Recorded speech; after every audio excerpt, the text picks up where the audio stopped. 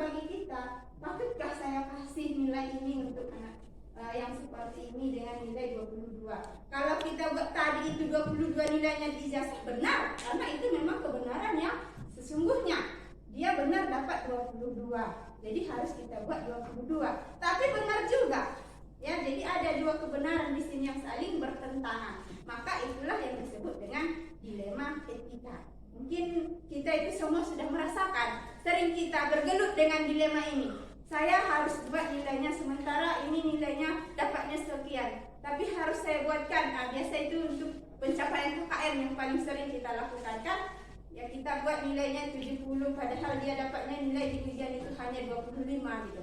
Nah, jadi itulah dilema. Jadi nanti akan diterapkan dengan teman saya yang lain. Ketika kita harus memilih di antara pilihan benar dan salah ini, apa yang harus kita lakukan? Jadi menurut saya untuk dilema etika ini memang suatu hal yang harus kita harus masing-masing kita harus tahu ya untuk mengambil keputusan itu. Karena ketika kita menghadapi situasi dilema etika ini, ada nilai-nilai kebajikan itu yang harus kita yang harus bertentangan ini, tetapi harus kita lakukan. Dan kadang itu harus mengorbankan, ada perasaan yang harus kita korbankan, ada juga toleransi ya, atau mungkin nilai-nilai kebajikan lainnya seperti ada tanggung jawab. Jadi kita sebagai pemimpin pembelajaran bisa melakukan harus memahami ataupun bisa memutuskan terhadap apa yang sedang kita lakukan, apa yang menjadi dilema bagi kita. Karena kita adalah pemimpin, masing-masing kita ini adalah pemimpin pembelajaran pada mata pelajaran kita masing-masing.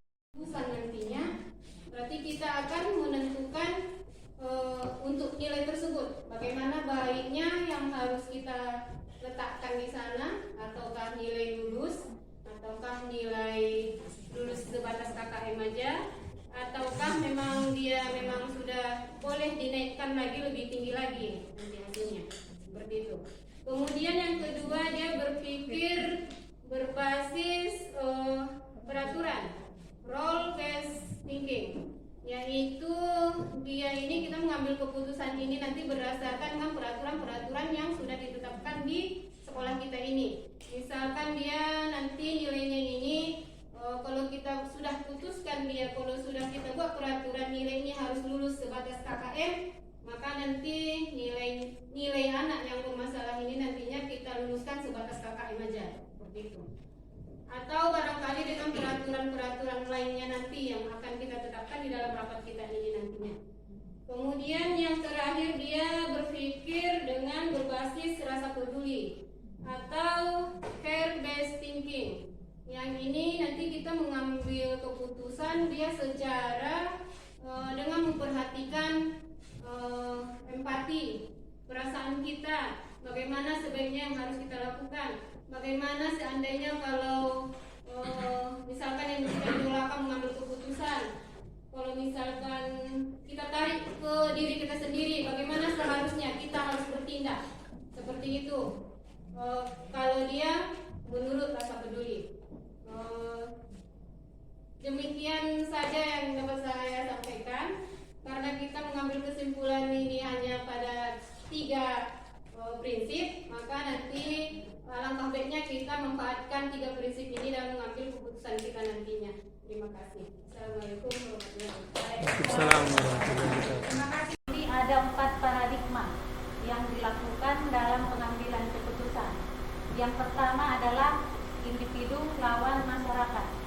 Jadi di sini terkadang muncul suatu dilema atau pertentangan yang berhubungan dengan nilai-nilai universal, misalnya saja kebenaran, keadilan, dan juga tanggung jawab. Jadi di sini ada individu yang harus kita perhatikan dan ada juga masyarakat. Jadi yang sedikit lawan banyak. Contohnya, kalau misalnya di kelas ada siswa kita lagi ujian, jadi di sini kita sudah tentukan waktunya misalnya 60 menit. Jadi di sini ada anak kita yang sudah selesai dia ujian sebelum waktunya. Kemudian ada anak lain yang menunggu sampai waktu yang ditentukan. Jadi di sini kita sebagai guru ada dilema. Memang dia udah siap, yang pertama yang sedikit lawan banyak. Nah, jadi dia sama-sama benar. Jadi di sini kita sebagai guru harus bisa menentukan hal apa yang kita ambil. Apakah kita mengikuti individu yang beberapa orang siap pilih, atau nanti kita mengikuti yang banyak. Ini nanti ada hubungannya dengan yang kedua, yaitu rasa keadilan versus rasa kasihan. Nah, jadi di sini ada paradigma yang kedua. Jadi di sini kita apakah menetapkan aturan yang berlaku atau kita membuat pengecualian kepada beberapa orang. Mungkin nanti muncul di kasus ujian. Nah, contohnya, di sini tadi rasa keadilan. Semua siswa itu wajib membayar SPP. Itu aturan yang berlaku di sekolah. Kemudian ada beberapa siswa tidak membayar, padahal kesehariannya dia bagus, rajin, tidak pernah membuat masalah. Jadi di sini kita sebagai guru ada kita buat penentuan. Jadi di sini rasa keadilan dan rasa kasihan. Jadi kita membuat pengecualian kepada beberapa orang dengan catatan tanpa dia melanggar aturan yang ada. Contohnya, dia menjumpai Pak Rahmi. Pak, saya belum bisa membayar SPP, tapi saya berjanji 3 hari ke depan saya akan melunasinya dengan cara mencicil. Nah, jadi di situ paradigma yang muncul adalah rasa keadilan dan juga rasa kasihan. Nanti ada nilai-nilai yang bertentangan. Jadi itu yang pertama kita lihat. Apakah kalau kita contoh setelah kita lakukan penaikan nilai, atau misalnya kita lakukan hari ini ada remedi dalam proses UDES yang sebenarnya belum pernah dilakukan. Apakah ada nilai-nilai yang bertentangan? Contoh nilai yang bertentangan dengan pendidikan yang kita sepakati sebagai peraturan di sekolah, atau nilai yang bertentangan secara pendidikan secara nasional. Jadi kalau ini tidak ada nilai yang dilanggar atau bertentangan, bisa kita lanjut ke pengujian yang kedua sebelum pengambilan keputusan. Yang kedua yaitu menentukan kalau terjadi perubahan nilai, siapa yang akan terlibat. Apakah hanya guru yang bersangkutan, atau guru-guru dalam satu komunitas jurusan, atau terlibat seluruh guru yang di sekolah, atau sampai terlibat ke jenjang yang lebih tinggi. Jadi kita identifikasi pihak-pihak mana yang akan terlibat sewaktu mengubah. Apa gunanya kita mengidentifikasi ini? Karena ini keputusan kita bersama.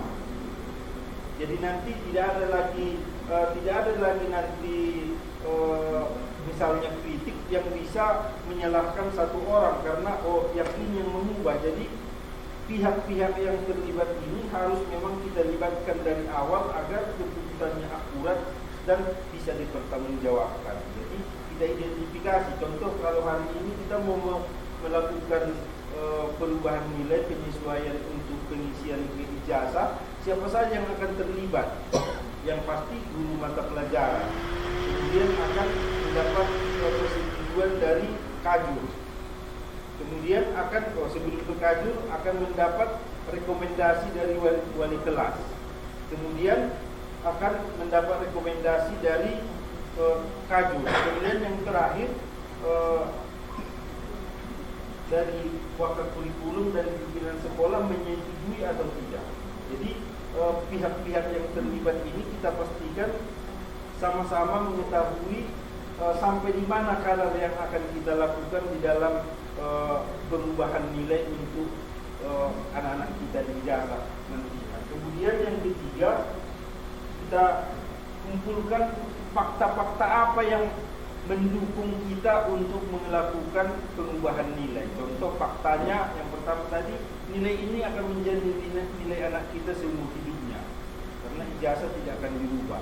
Kemudian apalagi fakta? Contoh misalnya ada fakta sebenarnya anak ini selama ini rajin, pas US banyak kendalanya.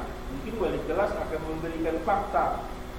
Atau contoh tadi misalnya ada kasus yang kedua yang disampaikan Ibu SS, bahwa ada anak yang tiba-tiba hampir tidak bisa mengikuti ujian karena tidak melunasi SPP. Jadi apa fakta penyebab? Contoh misalnya wali kelas akan mengkomunikasikan ternyata anak ini sebenarnya bukan tidak mau, tapi karena situasi sekarang lagi COVID lagi melanda seluruh dunia, perekonomian lagi terancam, si anak ini melalui anak ini dikasih tahu bahwa orang tuanya memang sedang kesulitan. Jadi inilah fakta-fakta yang akan kita gunakan sebagai bekal kita nanti untuk membuat suatu keputusan. Kemudian yang berikut, sebelum kita pastikan keputusan ini kita ambil, kita akan melakukan pengujian benar dan salah. Di sini nanti Bapak Ibu, kita harus memilih kasus ini dalam posisi benar, karena dia dilema etika itu adalah dua pilihan dari pilihan yang benar lawan benar. Jadi kalau nanti pada saat kita menguji kasus ini antara benar dan salah, jika dia salah berarti bukan suatu dilema, tapi dia adalah rujukan moral. Jadi yang pertama, kalau misalnya kita melakukan perbaikan nilai, apakah itu melanggar peraturan yang legal secara undang-undang? Contoh misalnya ada undang-undang resmi yang akan dikenakan hukum jika terjadi perubahan nilai. Jadi kita uji legal namanya. Apakah kalau ada perbaikan nilai itu menjadi pelanggaran yang melanggar undang-undang? Kemudian yang kedua, uji regulasi, uji kode etik. Seandainya ini kita lakukan, apakah ada yang melanggar kode etik kita sebagai guru misalnya? Tidak boleh guru mengubah nilai, harus sesuai berapa dapat anak, harus itu yang kita tulis. Jadi berhubungan dengan kode etik kita sebagai guru. Kalau ini tidak ada melanggar, kita uji lagi benar dan salahnya, uji intuisi, yaitu tadi tiga prinsip tadi yang disampaikan oleh Ibu WH, yaitu berbasis hasil akhir, apakah nanti akan ada yang dilanggar, kemudian berbasis peraturan, adakah peraturan yang dilanggar yang di sekolah kita atau peraturan yang resmi di pendidikan. Kemudian yang terakhir, berpikir berbasis rasa peduli. Apakah yang kita lakukan ini melanggar kepedulian kita terhadap siswa yang akan kita perbaiki nilainya. Jadi sebelum kita membuat suatu keputusan tentang perubahan, salah satu uji benar dan salahnya itu kita lakukan agar bisa kita pastikan bahwa kasus ini memang adalah dilema etika, memilih di antara dua pilihan yang benar. Kemudian uji publikasi. Seandainya kita publishlah kondisi ini, SMK Negeri 1 Sipiro membuat semua siswanya itu lulus dalam posisi minimal KKM. Apakah ini akan memalukan sekolah kita atau tidak? Jadi kita uji publish. Contoh misalnya selesai nanti rapat, hasil rapat kita publish. Semua boleh mengupload di Facebook masing-masing. SMK Negeri 1 Sipiro, belum bisa sekarang Pak ya, maaf. Nanti setelah ujian keluar pengumuman lulus, kita publish ke media. Semua siswa SMK Negeri 1 Sipiro lulus dengan minimal KKM. Apakah ini akan memalukan sekolah kita? Jadi itu maksudnya kita uji secara publish ya. Kita uji, jadi kalau sudah dipublish nanti bukan kita lagi yang menilai. Semua secara global, secara dunia nanti akan melihat dan boleh menyampaikan kritiknya. Kemudian yang terakhir, uji benar dan salah ini seandainya ada panutan kita di sekolah, contoh misalnya panutan kita Bapak Kepala Sekolah, apakah panutan kita akan melakukan hal yang sama dengan yang akan kita lakukan ini? Jadi itu yang terakhir, bagaimana feeling kita, bertanya ke diri kita, oh Bapak itu sebagai kepala sekolah panutan kami, seandainya terjadi seperti siswa saya sekarang, saya wali kelasnya, apakah Bapak itu akan sama dengan saya mengusulkan perbaikan minimal KKM? Jadi kalau itu sudah kita telusuri dengan benar dan jawabnya itu dapat kita definisikan, barulah nanti kita masuk ke pengujian apakah itu benar paradigma yang kita tentukan di awal tadi, dan hal ini nanti akan disampaikan oleh Ibu Rizky Nurainun sampai dengan setelah kita uji ini langsunglah kita tentukan keputusannya. Jadi saya persilakan kepada Ibu Ainun untuk melanjutkan poin 5 dan 6. Sekian dan terima kasih.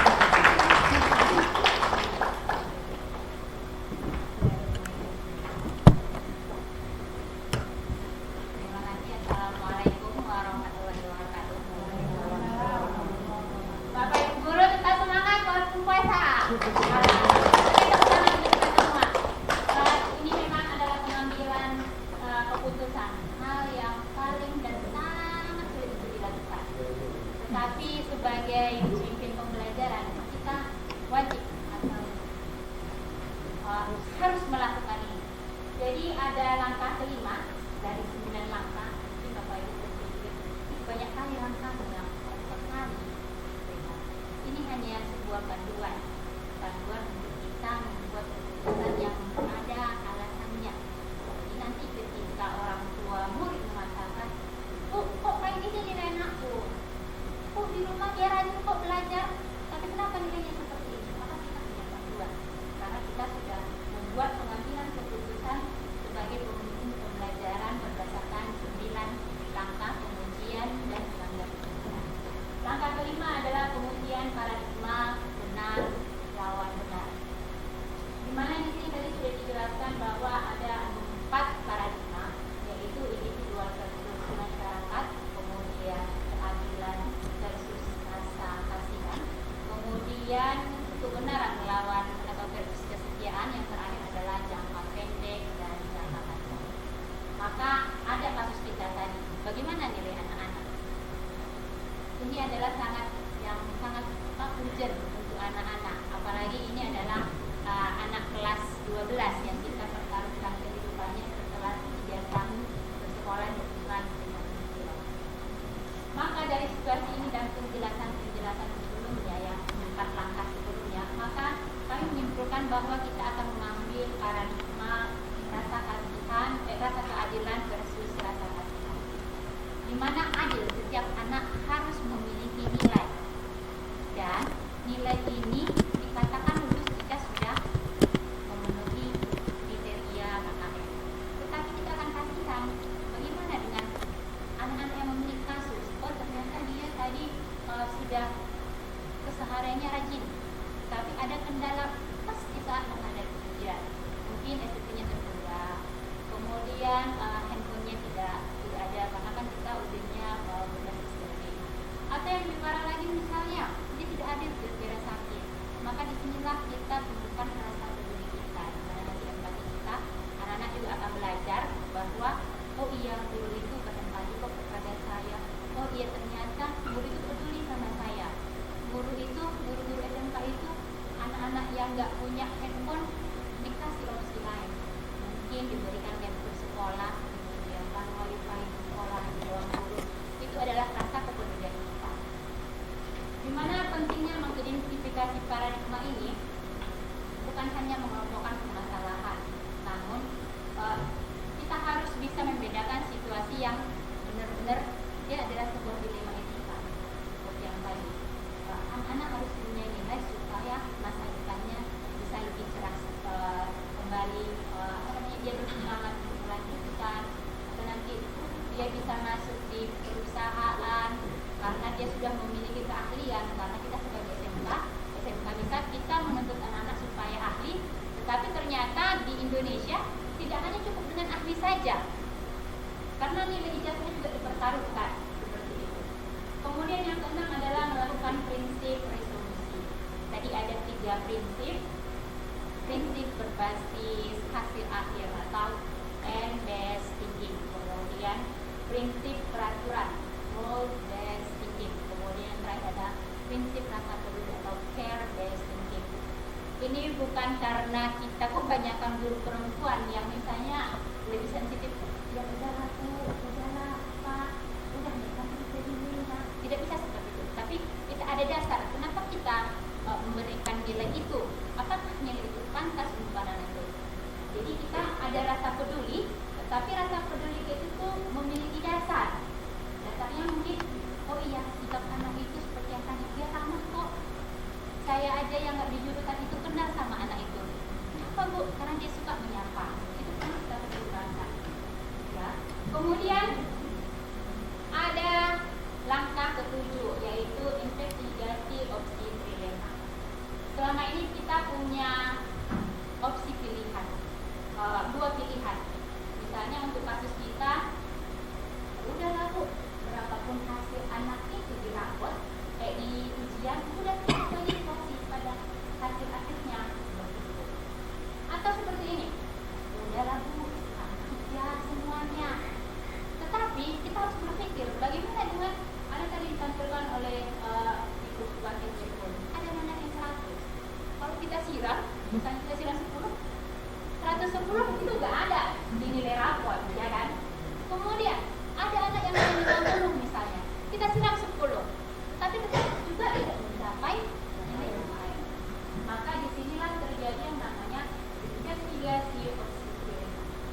Oh, apa sih keputusan yang kreatif yang kira-kira bisa adil untuk semua anak-anak? Tidak berat sebelah. Kalau seandainya 100 dinaikkan 110, ternyata yang rendah ini nggak bisa. Jadi sih, itu caranya. Berarti ada lagi pilihan yang lain.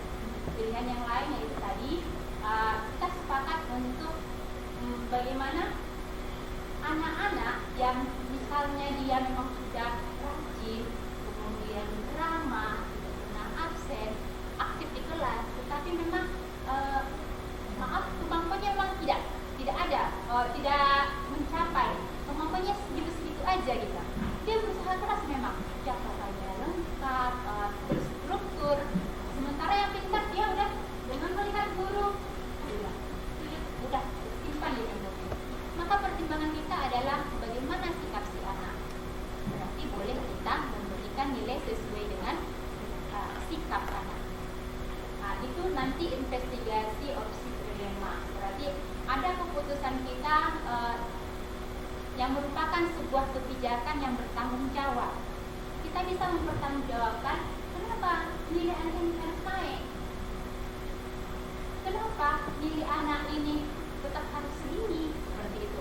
Maka kita bisa mempertimbangkannya lewat ini tadi opsi trilema.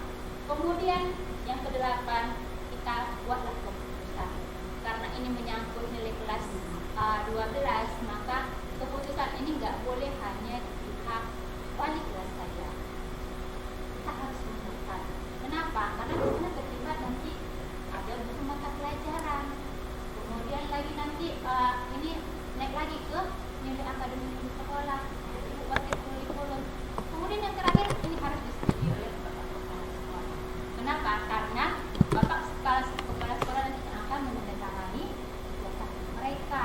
Bapak kepala sekolah yang akan menandatangani rapor mereka. Tanggung jawab penuh ada di tangan bapak kepala sekolah. Tapi sebagai wali kelas, sebagai guru mata pelajaran, kita juga memiliki tanggung jawab untuk nilai anak-anak berdasarkan bidang studi kita. Kemudian kita lihat lagi keputusan kita dan kita refleksikan. Sebenarnya keputusan kami ini berapa persen sih yang setuju dengan ini? Kalau seandainya sudah setuju semua, kita mengambil nilai sikap, nilai keaktifan, kehadiran anak-anak, attitude-nya, maka ini bisa kita jadikan sebagai sebuah keputusan. Kita refleksikan kembali, bagaimana jika seandainya kasus ini terjadi lagi di semester berikutnya, bisa kita pertimbangkan lagi dengan misalnya kita lihat anak-anak yang kita berikan tadi nilai sikap tambahan, misalnya nilai tambahan, kira-kira nanti anak-anak itu ada nggak sebenarnya berjuang keras dan belajar keras untuk memenuhi kompetensinya di bidang anak-anak istimewa. Anak-anak mungkin tidak unggul di matematika, tapi dia unggul di bahasa Indonesia. Anak-anak misalnya nggak unggul di pelajaran agama, tapi dia unggul di politik. Maka kasus ini kita bisa refleksikan kembali untuk kasus-kasus berikutnya. Disinilah yang dikatakan oleh Mas Menteri bahwa bagaimanapun kita mengambil keputusan, kita harus lihat keputusan kita ini berpihak gak kepada kita. Karena di dalam Merdeka Belajar dikategorikan semua itu harus dan harus tertuju kepada murid. Bagaimana kita membawa murid ini, oh punya murid itu bagus kok, aku lebih bersemangat lagi untuk belajar. Wah yang ini bagus, aku mau lebih menggali ilmu lagi deh. Jadi ketika nanti mereka meninggalkan sekolah kita, mereka memiliki kesan baik. Oh iya, SMK tempat aku belajar ternyata memberikan ilmu dan memberikan keterampilan untuk aku hidup. Dari kasus ini, saya rasa kita tidak ada melanggar aturan seperti tadi dari langkah 1 sampai tidak ada pelanggaran hukum. Maka secara keputusan rapat kita boleh mengambil sebuah keputusan. Akhir kata, saya mengambil kutipan dari George Giron, di mana katanya education is the art of making man excel. Pendidikan adalah sebuah seni untuk membuat manusia berperilaku. Jadi kita tidak hanya berdasarkan peraturan saja, tetapi ada nilai-nilai kebajikan yang kita bawa untuk anak-anak kita. Di mana tadi nilai-nilai universal, ada dia rasa tanggung jawab, kemudian ada komitmennya untuk tetap belajar seperti itu. Kemudian yang terakhir, bagaimana dengan nilai ini kita berharap anak murid kita percaya diri. Dia percaya diri dengan kehidupannya. Nah, sehingga ketika dia keluar dari SMK kita dengan percaya dirinya, dia bisa mengatakan, oh saya dulu adalah alumni SMK Negeri 1 Sepira. Baik, demikian dari saya. Terima kasih untuk Bapak Ibu semuanya. Saya akhiri. Assalamualaikum warahmatullahi wabarakatuh. Terima kasih Bapak dan maka saya pakai ya untuk ke depan agar sekolah kita ini menjadi lebih baik. Tolonglah Bapak Ibu, guru-guru penggerak memikirkan apa yang dilakukan di sekolah ini dalam konteks Merdeka Belajar agar etika di sekolah kita ini bisa meningkat, motivasi belajar siswa bisa meningkat, disiplin belajar siswa juga meningkat. Karena untuk apa kita berpikir terlalu jauh ke barat, ke timur dalam konteks rumah kita sendiri pun kita tidak perbaiki? Apa gunanya? Jangan kita melihat dan semut di seberang lautan, sementara gajah di pelupuk mata kita tidak kita lihat. Dan jadi harapan saya, ini harapan kepada Bapak Ibu penggerak, mudah-mudahan ibu-ibu, bapak-bapak ini bisa menggerakkan kita untuk memikirkan konsep-konsep untuk memperbaiki kita, memperbaiki sekolah kita menjadi SMK yang lebih baik untuk ke depan. Terima kasih. Terima kasih Bapak Tia untuk saran, masukan, kemudian sedikit memberikan kepada kami. Kami ucapkan terima kasih banyak. Kami perlu untuk hal-hal seperti Hebat Bapak Ibu. Memang pengelolaannya ini sekarang yang kita lakukan. Itulah Bapak Ibu yang ini tahu proses bergerak masih semangat terus. Dan saya mudah-mudahan saya kasih dari waktu itu walaupun dari bapak-bapak yang membuat kita ini banyak yang tidak suka sebagian ada motivasi lain balik ini karena orang itu takut lompat kagak, karena orang itu tahu sebagian kepala sekolah itu takut dia nanti menggantikannya dia. Itu pada motivasinya saya dengar, karena yang berhak kepala sekolah dan pengawas itu adalah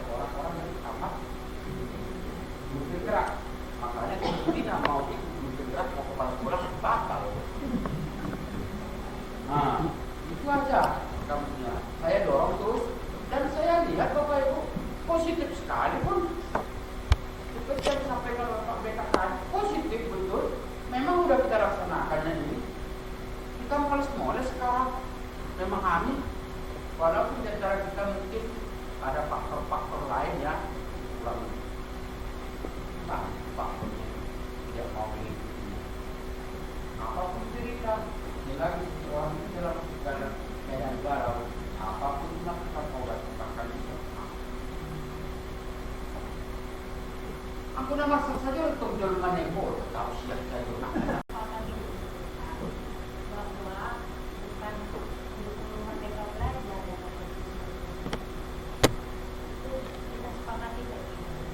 Justru kurikulum Merdeka ini dibentuk karena adanya kebutuhan moral. Itu tumbuhan dari Bapak Menteri Pendidikan.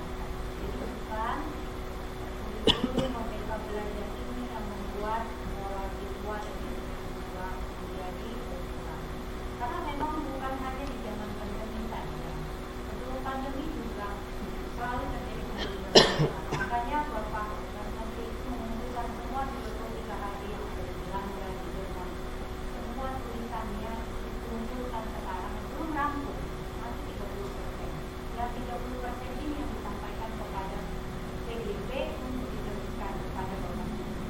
Sejauh yang kami lihat, contohnya yang pertama, kalau Bapak mengharapkan tentang aksi nyata kami sebagai PDIP merubah disiplin, merubah etika, dan merubah cara belajar siswa, itu sudah kami upayakan di kelas kami, tetapi yang paling utama adalah diri kami dulu kami perbaiki.